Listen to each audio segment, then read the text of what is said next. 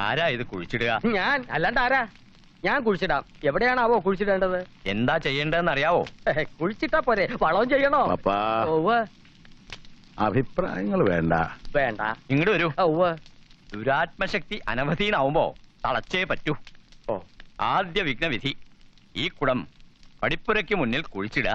അത്രേ ഉള്ളോ? കുഴിച്ചിടാലോ. വെറുതെ പോരാ, കുടം കൊണ്ടുപോണ ആളെ ആരും കാണരുത്, അയാൾ ആരെയും നോക്കരുത്. അതേ കണ്ണടച്ചോളാം. അത് മാത്രം പോരാ, ഓ ഇയാളെ ആരോട്ട് കാണാനും പാടില്ല. അതിനിപ്പോ എനിക്ക് പ്രത്യേകിച്ച് എന്താ ചെയ്യാൻ കഴിയാ? കണ്ടാ കണ്ടോ, അത്രേ ഉള്ളൂ. വിഡ്ഢി, ഇവിടെ ഉണ്ട്. കണ്ടാ നിനക്കാ ദോഷം. ഭ്രാന്താ വരാൻ പോണേ. തിരികെ തരാൻ പാടില്ല. ഇവിടെ വെക്കാ. താഴെ വെക്കരുത്. എന്നാ ഈ മന്ത്രം കണ്ടു ചൊല്ലിക്കോളൂ. ഇനി മന്ത്രം ചൊല്ലോ.